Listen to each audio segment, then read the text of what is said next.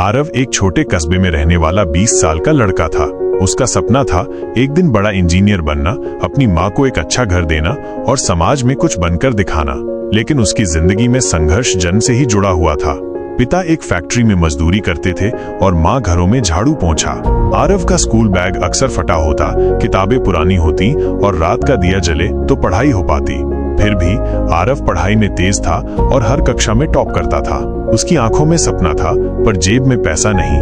आरव ने 12वीं में मेहनत की, लेकिन उसी साल उसके पिता का एक्सीडेंट हो गया।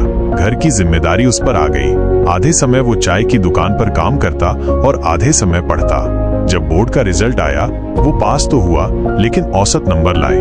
उसके सपने पर जैसे पानी फिर गया। दोस्तों ने ताना मारा, रिश्तेदारों ने कहा अब तो चाय ही बेचो बेटा। लेकिन उसकी माँ ने कहा बेटा, नंबर तो आते जाते हैं, सोच मत हारना। आरव ने हार नहीं मानी। उसने सोचना शुरू किया, मैं अभी नहीं तो क्या, आगे जरूर कर सकता हूँ। अगर मैं खुद पर विश्वास कर लूँ तो कोई भी रुकावट बड़ी नहीं। उसने YouTube पर फ्री वीडियो से पढ़ाई शुरू की।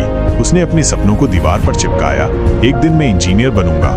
धीरे धीरे उसकी पॉजिटिव सोच उसके आसपास के माहौल को भी बदलने लगी। जहां लोग पहले मजाक उड़ाते थे, अब लोग उसे प्रेरणा मानने लगे। आरव ने JEE की तैयारी शुरू की। वो रोज 10-12 घंटे पढ़ाई करता। कई बार बिजली नहीं होती तो वो स्ट्रीट लाइट के नीचे बैठकर पढ़ता। नींद कम, थकान ज्यादा, लेकिन मन में था आत्मविश्वास, मैं कर सकता हूँ। उसने सिर्फ खुद पर नहीं, ईश्वर और अपनी सोच पर विश्वास रखा।